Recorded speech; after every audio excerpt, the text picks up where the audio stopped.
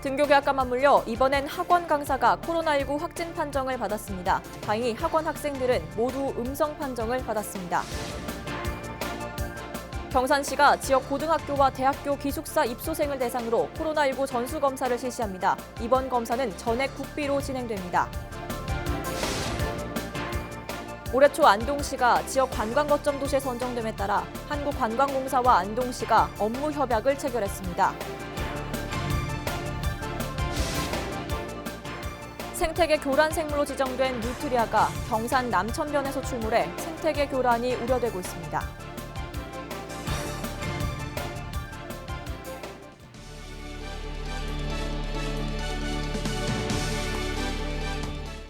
여러분 안녕하십니까? 헬로티비 뉴스 대구 경북입니다. 대구 경북 코로나19 신규 확진자가 3명 늘었습니다. 대구에서는 육군 신병 입소를 앞둔 20세 남성과 학원 강사인 36세 남성이 확진 판정을 받았으며 경북에서는 해외에서 입국한 29세 남성이 확진 판정을 받았습니다. 28일 0시 기준 대구 경북 코로나19 누적 확진자는 8,217명으로 완치자는 모두 7,907명입니다. 등교 개학과 맞물려 학생들 사이에서 확진자가 나오면서 불안감이 커지고 있는데요. 이번엔 학원 강사가 확진 판정을 받았습니다. 이 학원에는 초중 고등학생 90여 명이 다니고 있었는데 다행히 학생들은 검사 결과 모두 음성으로 나왔습니다. 권미경 기자입니다. 대구 수성구 범어동의 한 학원. 이 학원에서 일하던 30대 강사 A씨가 확진 판정을 받았습니다. A씨는 특별한 이상 증상은 없었지만 학원 강사 전수 진단 검사를 받았고 다음 날 확진 판정이 나왔습니다. 다행히 이 학원에 다니는 초중 고등학생 91명과 다른 강사들은 음성 판정을 받았습니다. 해당 학생들은 학교에 가는 대신 자가 격리 상태로 원격 수업을 받고 있습니다. 보건 당국에서 음성 판정이 났다 하더라도 접촉자와 확진자 모두 지금 14일 자가 격리하도록 지금 통지가 왔습니다. 학생들이 다니던 학교는 정상적으로 등교 수업을 진행했습니다. 대구시 교육청은 학원 등 교육시설을 통한 코로나19 확산을 막기 위해 학원 관계자 9,200여 명을 대상으로 전수검사를 진행하고 있습니다. 헬로티비 뉴스 권미경입니다. 대구시 교육청이 코로나19 사태로 인한 학생과 교직원들의 심리 상태를 파악하기 위해 재난정신건강평가 설문조사를 실시합니다. 대구시 교육청은 5월 말부터 6월 중순까지 대구 지역 중고등학교 학생과 교직원 3,500여 명을 표본 추출해 우울, 불안, 외상 후 스트레스, 인터넷 중독 등에 대해 조사할 계획입니다. 또 건강평가를 바탕으로 다양한 정신건강 증진 정책을 수립할 예정입니다. 경산시가 지역 고등학교와 대학교 기숙사 입소생을 대상으로 코로나19 전수검사를 실시합니다. 이번 검사는 질병관리본부 코로나19 감시 사업의 한 부분으로 학교 내 집단 생활로 인한 감염 위험을 막기 위해 전액 국비로 진행됩니다. 검사법은 각각의 검체를 채취한 뒤 5명의 검체를 취합해 한 번에 유전자 증폭을 하는 방식으로 결과값이 음성이 나오면 5명 모두 음성으로 판단하고 양성이 나오면 각각 개별 검사를 진행합니다. 경산시는 전파 파급력이 높은 집단인 고등학교 10곳과 대학교 9곳의 기숙사 입소생과 교직원 3,000여 명을 대상으로 검사를 실시합니다.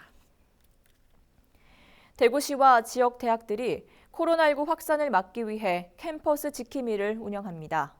지역 12개 대학 총학생회 주도로 모인 대학생 캠퍼스 지킴이 300여 명은 하루에 3시간씩 대학 캠퍼스와 주변을 돌며 마스크 착용 안내, 생활수칙 준수 계도 등의 활동을 하게 됩니다. 또 SNS를 이용해서 생활 방역 수칙 등을 알리는 역할도 맡게 됩니다. 대구 지하철 1, 2호선 모든 역에 대형 공기청정기가 설치됩니다. 대구 도시철도공사는 올해 10월까지 41억 원을 들여 지하철역 61곳에 대형 공기청정기 1,500여 대를 설치한다고 밝혔습니다. 또 전국 도시철도 가운데 최초로 공기청정기와 중앙제어 시스템을 함께 설치해 초미세먼지 농도에 따라 공기청정기와 공조 설비가 자동으로 작동하도록 만들었습니다. 대구시가 코로나19로 취업에 어려움을 겪고 있는 지역 청년들에게 청년 응원 상품권을 지원합니다. 대구시는 올해 대학을 졸업했지만 코로나19로 인해 취업 기회를 놓친 청년 10,000명에게 10만 원 상당의 모바일 문화상품권을 전달할 계획입니다. 지원 신청은 6월 1일부터 8일까지 온라인 청년 사회진입 활동 지원 시스템을 통해 하면 됩니다.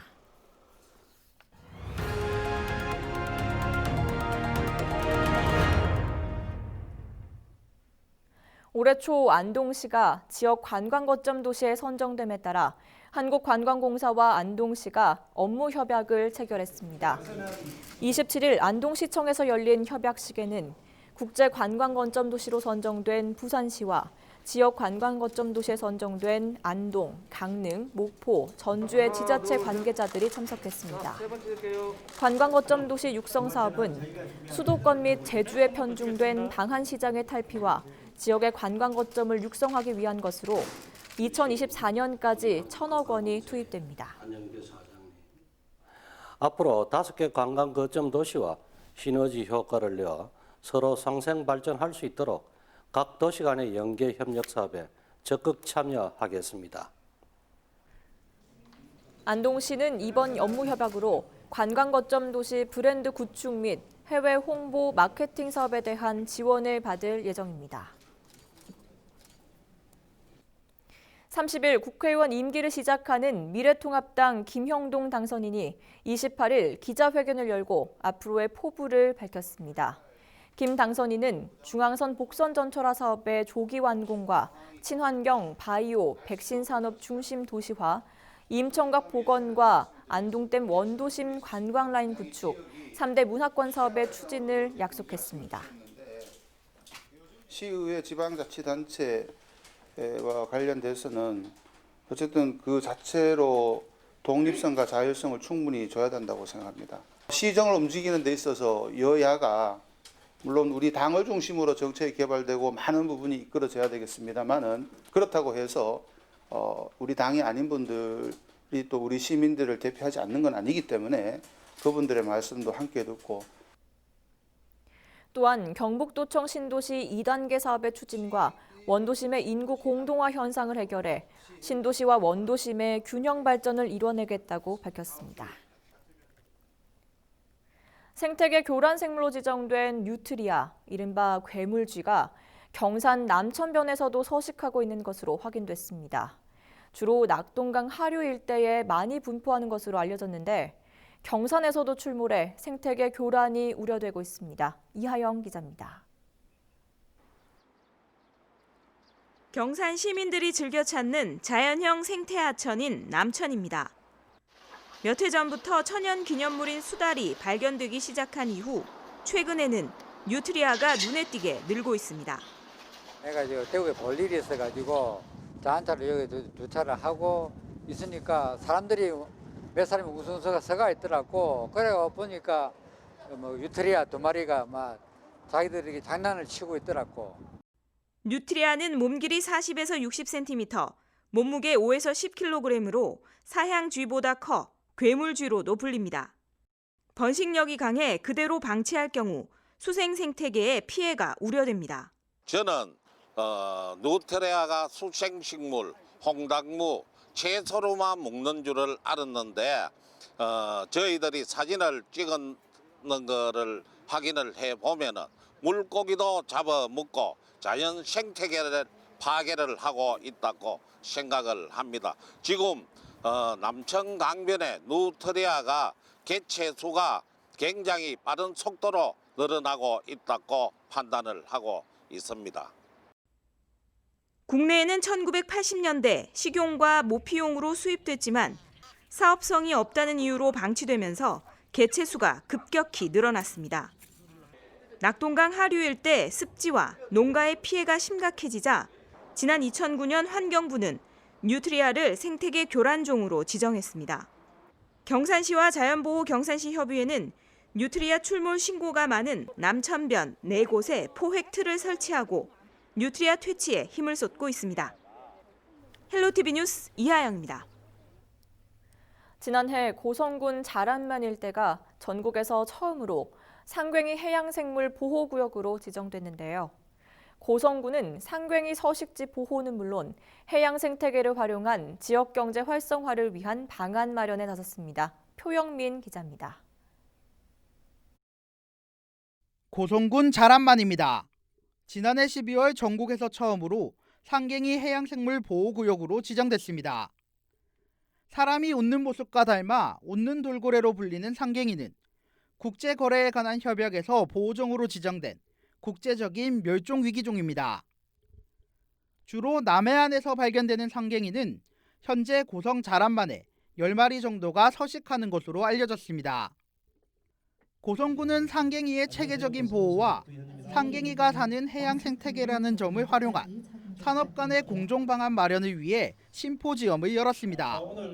해양 생물과 함께 풍요롭고 행복하게 살아갈 수 있는 방법은 무엇인가? 우리가 가고자 하는 이 길은 고성군 혼자서 헤쳐나가는 것은 너무 오래 걸리고 많은 어려움이 있다는 것은 잘 알고 있습니다. 이날 심포지엄에서는 각 분야의 해양 전문가들의 다양한 의견이 쏟아졌습니다. 특히 울산과 제주도와 같이 고래 등 해양 생물 보호를 통한 생태 관광 산업에 시선이 집중됐습니다. 고성군을 대표하는 공룡과 상괭이, 연안 해양 생물을 하나의 관광 상품으로 묶어 새로운 지역 브랜드로 만들자는 제안도 나왔습니다. 현장에서 체험을 하는 관찰 선박도 있고 그에 따른 체류 시설도 있어야겠지만 제일 중요한 거는 그 체험 시설, 교육 시설, 그러니까 일종의 방문자 센터 같은 것들이 존재해야지 거기가 거점이 되고.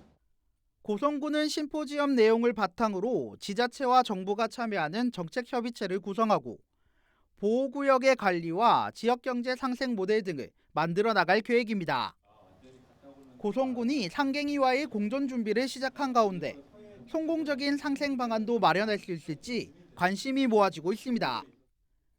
헬로티비 뉴스 표영민입니다.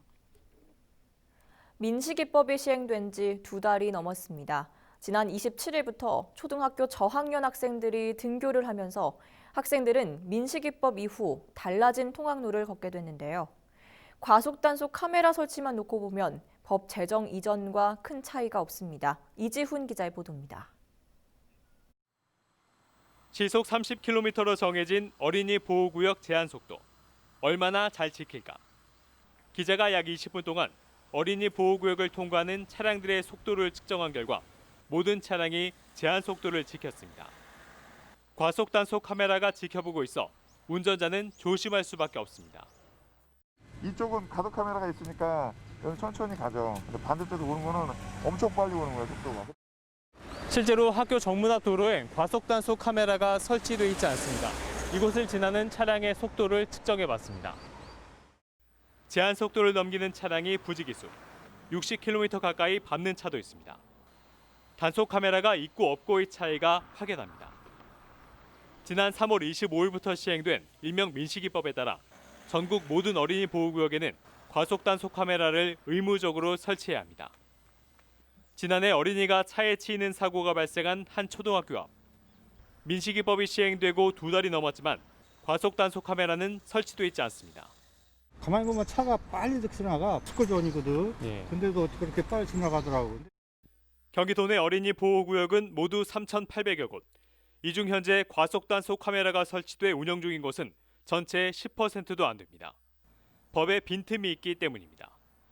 어린이 보호구역 내에 과속 단속 카메라를 설치하려면 각 지방 경찰청과의 협의를 거쳐야 하는데 도로나 교통 여건 등을 고려하는 경찰청의 판단에 따라 민식이법이 무용지물이 될 수 있습니다. 지방경찰청에서 나와서 현장에서 설치가 가능한지 여부를 판단을 합니다. 그러고 나서 가능하다고 판단이 돼야 설치를 할 수 있어요. 카메라 설치를 위해 넘어야 할 산은 또 있습니다. 현재 전국에서 과속 단속 카메라를 만드는 업체는 단 3곳. 이곳에서 연간 1000여 대가 생산되는데 경기도 전체 어린이 보호구역의 3분의 1에도 못 미칩니다. 우려하는 부분이고요. 그래서 저희가 단년도 계획이 아닌 그 3개년 계획을 저희가 수립을 한 거고 그래서 3개년 동안 올해 그 설치 물량을 뺀 나머지 563개에 대해서도 2022년까지 차질 없이 추진되도록 노력을 하겠습니다. 이 밖에도 정부와 지자체가 절반씩 부담하는 설치 예산 마련도 숙제로 지적됩니다. 최근 3년간 경기도 어린이 보호구역 내 교통사고는 매년 늘어 평균 100여 건을 기록하고 있습니다. 헬로티비 뉴스 이지훈입니다. 경상북도 문화관광공사가 코로나19로 침체된 경북의 관광 산업을 활성화하기 위해 템플스테이 운영을 적극 지원하기로 했습니다. 경북 도내에서는 경주 불국사와 기림사, 안동 봉정사, 영천 은혜사 등 10개 시군 13개 사찰에서 템플스테이를 운영하고 있습니다. 각 사찰별 특화된 프로그램을 통해 지난해 기준 6만여 명이 참여했습니다. 올해는 코로나19로 인해 휴식형 템플스테이와 개인 참가자 위주로 신청을 받고 있습니다. 일부 사찰은 코로나19 대응에 앞장선 의료인 등을 위한 프로그램을 무료로 운영하고 있습니다. 대구미술관이 고 박동준 대표가 운영하던 갤러리 분도에서 작품 105점을 기증받았습니다. 재산 일부를 사회에 환원해달라는 고 박동준 대표의 유언에 따라 갤러리 분도는 김종복, 김호득 등 대구 경북 지역의 작가와 한국 현대미술 작가의 작품 105점을 대구미술관에 전달했습니다.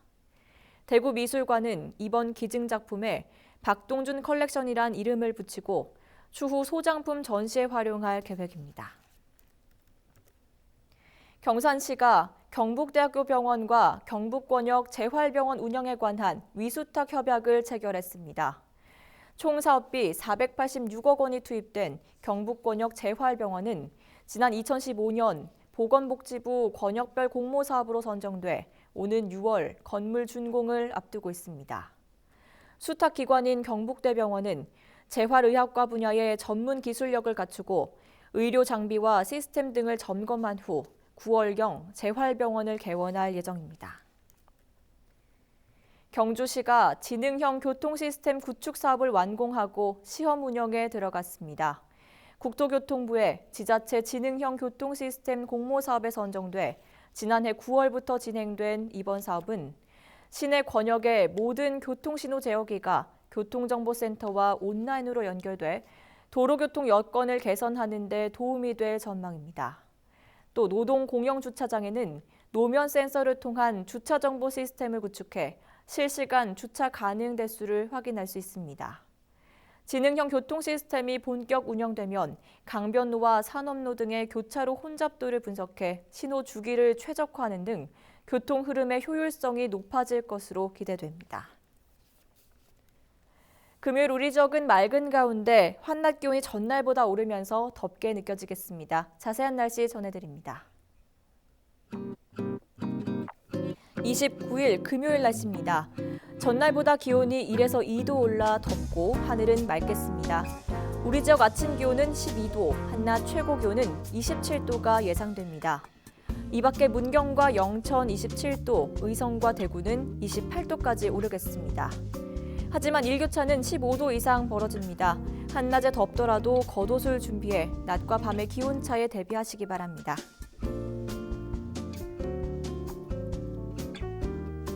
주간 날씨입니다. 이제 본격적인 초여름 날씨를 맞이하겠습니다. 아침 기온과 한낮 기온 모두 점차 올라 6월인 다음 주 초에는 30도까지 오르겠는데요. 구름 한 점 없고 햇볕도 강해 체감하기에는 더 덥겠습니다. 하지만 해가 지면 쌀쌀하겠습니다. 일교차가 15도 이상 벌어져 옷차림에 유의하시기 바랍니다. 또 외출 시 마스크도 꼭 착용하시기 바랍니다. 날씨 정보였습니다. 이상으로 헬로티비 뉴스를 모두 마치겠습니다. 시청해주신 여러분 고맙습니다.